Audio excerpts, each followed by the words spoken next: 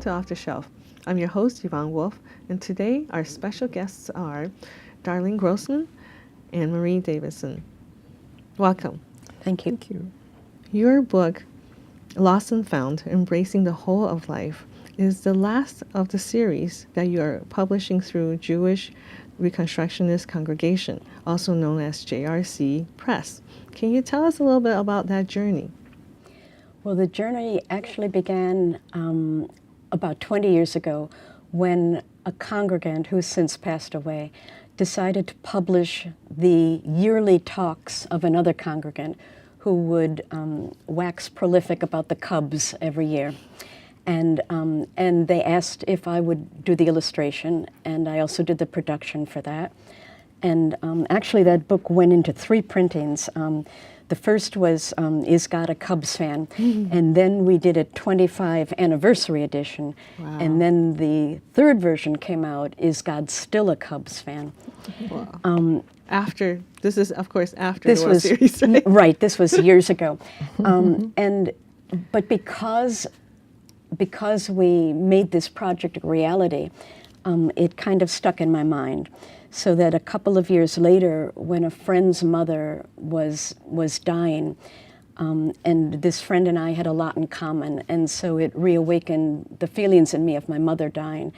And I realized we were losing a lot of these stories of our parents. And so I had the idea that perhaps we could do a congregational book, and things just came together. So that was our first publication, which we called Pirkei Imahot, a celebration of our mothers.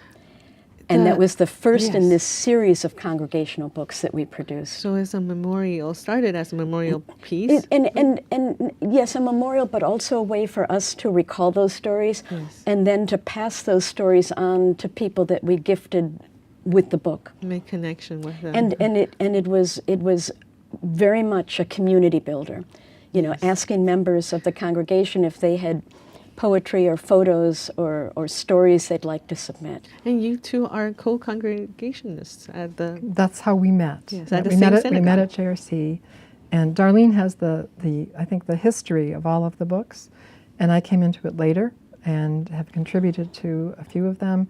And in this last book, sort of went in, both feet in to help with the coordinating part. But Darlene has been the designer and producer of all of them. Yes, the production design. Design. Marie, your background as a psychologist, how do you see these projects? I don't think it's really terribly relevant, but I think that one could say that writing these personal essays has, for most people, been not only a pleasure, but also a way of dipping into memories that they treasure, and they want to they want to write about them and see them in print. And connecting all those little pieces into who they are now. Yes, and it's also been a wonderful way to share things within our community and to build a sense of connection. And I understand, Darlene, that you are a member of the Glenview Art League. I am. I've been a member for probably 15 or 20 years, I think. And it's a wonderful organization. I encourage everyone, artist or not, to join. And your background as a production designer, you have some background as a textbook designer? Well, my degree is from University of Illinois in Champaign-Urbana many years ago. And that's in graphic design. And after my children were born, I stayed home and worked at the drawing board, after they were asleep on occasion. Yes. And then when 2 of the 3 were in college, it was time to earn some money, and I went to work. It was going to be part-time for a textbook publisher in Evanston. Okay. And it became a full-time 15-year job. Wow. And it was wonderful. And you're still using those skills? I absolutely use those skills. I always presumed that maybe I'd transition into the design department at the office, but I think I was well meant to be in the production department. And that, can you tell us a little bit how you use your skills in this most recent book, Lost and Found? Well, the real skills are the production. Everything was done electronically, so the only paper that was ever printed was at the final pass of the book, where we had a hard copy that went to some of the editors. But otherwise, The layout? we're electronically savvy, Yeah. and that I learned at the office as a skill. Yeah. And the design, that's kind of embedded in me. So it, To see where things go, pictures, where they go in. where they go, how things fit, and How many you need, maybe, on a page? yeah, and it was a community effort. Marie was the assistant coordinator, but there was also another coordinator, and there were 6 editors on this project. Wow. So Marie, tell us a little bit about your part of the work. Were you planning the project, managing it, or? Well, I was trying to avoid being an editor, so I offered myself up as the assistant to the coordinator, who, and basically that meant organizing meetings, keeping notes, keeping track of things, deadlines, thinking ahead to the launch party and that type of thing. And then the coordinator had sort of a medical emergency with a detached retina, and I was like, uh-oh, here I am. And so that was, and I really enjoyed it. I love So you have working with groups. And Step so- up to the plate. Yeah, I did. I stepped up to the, so to She speak. did. And I'm also a member of 2 writing groups. So Oh, yes. that's my later in life avocation. And Tell us a little enjoyed bit that. about your writing groups. So I'm in one that has been meeting for a long time, and we share going to people's homes, and most of the people in the group write fiction, and so did I for a while, but I decided that my life was more interesting than anything I could make up, and I switched to personal essays, Yes. and that was hard for them. They kept trying to make it into fiction, but now we've got that settled. But I'm also a member of a writing group of all women, and we just published our first book of personal essays, very exciting. But I'm still working as a psychologist. So where do you find the time? So where do I find the time? Well, I work part-time, and my children are no longer at home, Yes. which is a tremendous time saver. Well, it launches us mothers into a whole different Yes, life, yeah, isn't it? it really does. Yes. And it's wonderful that you found something that can keep you so active in the community and build relationships. I'd like to add that one thing Darlene hasn't mentioned that makes her a member of the Art League is that she's a very skilled ceramic artist. It's the cover, your design? Or? What Marie is talking about is separate from the Oh, design It is, design. but and the illustration. but she's multi-talented. I see. I fake it really well. But what I wanted to touch on also was an outgrowth of this book project, is that members of our JRC community want to come together to form a writers group. I see, yes. And let's talk about, why don't you tell me a story from this collection? An example of a story. Ooh, so many to choose Yes. from. There are. I'll start with the opening story, and that was another part of the process, where Marie and one of the editors and the other coordinator, Charlene Gelber, and I, the other editor was Adrian Lieberman, sat down one probably Sunday morning over brunch, and put the stories in order, and that was no small feat either. It's like when you see the movie credits rolling at the end of a show and you go, all of these people, and it was the same kind of process for this and the number of people who were involved. Yes. There were, you said 71 contributors. Wow. But the first story is a beautiful story, written actually by one of the editors of the book, about her traveling to Guatemala to pick up her baby daughter, whom she was going to adopt. I think Mahita was 3 or 4 years old, I see. and it tells of her reading in Spanish in the airport while they're waiting for the plane, which, for reasons they weren't able to get on it.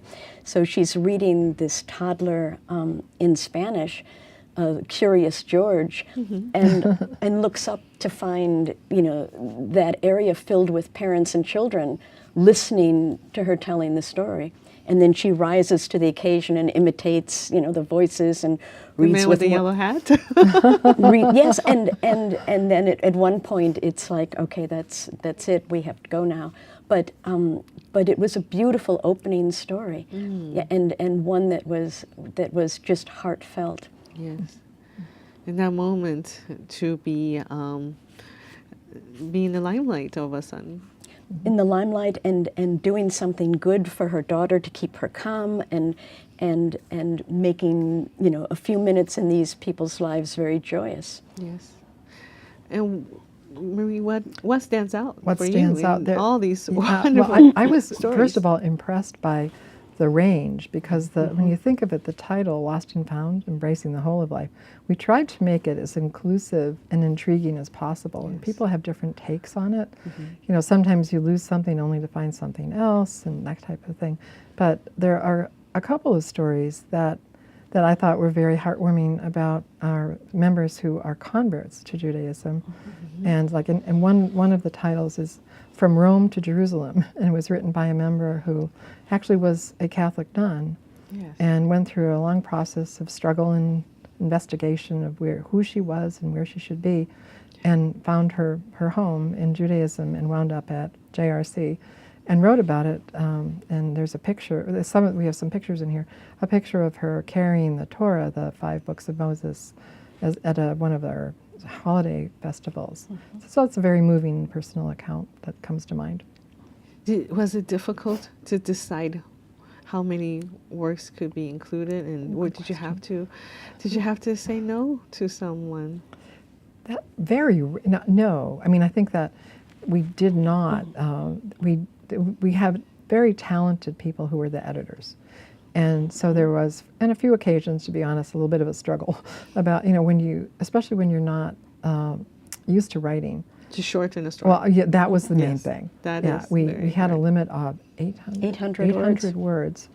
And so that's the hard thing for someone to do, has just poured their heart out to what to cut. And so I don't think anyone, well, there might have been a couple of people who decided that it wasn't the right place for them to finally put their work. But it went pretty smoothly, and I think we were blessed with very talented editors who knew how to make things just like sharper and nicer and polished, and without telling people that they couldn't write well. Right, leaving it in the author's words and Right. sentiment. You know, they Right. weren't rewriting these pieces, they were kind of guiding the authors. So your congregation, what was let's say, how would you say the age range that contributed to this We book? range from 7th grade to 85, 86. Wow. In the book, right? Yeah, there was a big Authors, you mean? Yeah, yes. Okay. Authors. Yeah, we made a big effort to include children from our religious school, Yes. and so they tended to be like, you said 7th grade and high school. 7th grade We had a number and 8th grade and one high school, who I did believe. some wonderful writing. Well, now we talked about your youngest author. Let's talk about your oldest author. Okay, well, that would be a man who served in World War II. Would you So like to he's read from the book? Yes, he's Okay. over 90, and had a long career as a journalist. And he sent in one of our shortest essays, but one of the, I think, packs a punch, about he became a blood brother of the Sac tribe, which is a tribe in the Midwest, and how that happened because there were, on 2 occasions, he had managed to intervene and more or less save the life of a young man who was a member of the tribe. And when he got back, after the war, he was invited down to the tribe's headquarters and found out that this young man's father was the chief. And he became a blood brother of the tribe. And he says at the end, "I promise never to divulge the ritual, and I have not to this day. All I can say is that it happened and I got a feather." And when I asked him, like, what happened to the feather? He said, "I don't know." And what happened to him? He said, "Well, we kept in touch. And then, you know, like often happens, this very meaningful experience, he lost touch with the other person, but it was a stirring recollection. We're glad It was to have also the first submission that I It received for the was. book. Yeah. Wow. Yes. Wow. This sounds like a very rewarding experience. But how long did it did it take you? The gestation was longer than 9 months. Yeah, Yes, I would imagine. We were so. having an elephant here. Yeah. We started, I think, the summer before, in April, thinking about it and kind of putting out feelers to who might want to be the editors. And happily, we had 4 editors on the other projects, the other 3 books, and all of them stepped forward to do it again. One of them had left the congregation, but still offered her services, and then we added another 3 people to that. So it started with the editors, and as I said, determining the theme, narrowing down the title, then getting the publicity out to the congregation, and then sitting back for a little bit, waiting for them to write their pieces. And then in, I think, January or so, the editors, we all had another big meeting to decide how the pieces were going to be divided and looked at. And So let's talk a little bit about the e-marketing of the book or your books, because that is becoming an essential part of authorship. What have you done to do? Does this book have a website? Or are you visiting libraries and bookstores? So I came to the actual book project process with this book. And I was in on the initial meetings, and the people who had been there before, the editors, made a decision to not necessarily market it too much outside the congregation, not that we wouldn't, but we'd learned from experience that making the book is a lot of fun, marketing the book is a lot of work. So we have, the congregation has an excellent website. Yes. And you can find the book that way. And it's that's jrc-evanston.org. Yeah, jrc-evanston.org. And so that you And can... every one of the books are available on that website. One of the books, I'm not sure we have too many more copies of, but if people are interested, they can go to the website, or in emergency, preferably not, they could call the office and get information, and that number would be in the phone book. What are the other titles of your series? The other titles, well, the first one was Pirkei Imahot, a celebration Yes, of our mothers.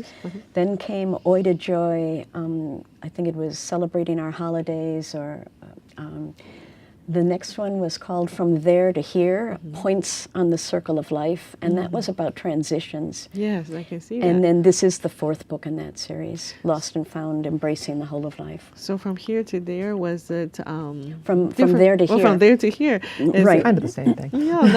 Yeah, we like to no, mix right? things up. So is it about more about the journey of life, or geographically as well? Both. It includes everything. People starting their lives again, or State of mind? yes, I remember the piece that I wrote for that was very small, and it was supposed to be humorous, and it was about our daughter choosing colleges. That was her Yes, transition. big transition. So we're always in transition. So Yes. so Aren't we all? yes. Always. We hope. Yeah. We Yes. hope we are. So about the marketing, Yes.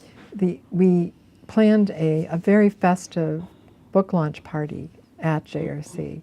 November, right? It was. Yeah, and we hope to sell a lot of the books to congregants, and to thinking ahead to Hanukkah or the holiday, Christmas holidays, and I think that was a huge success.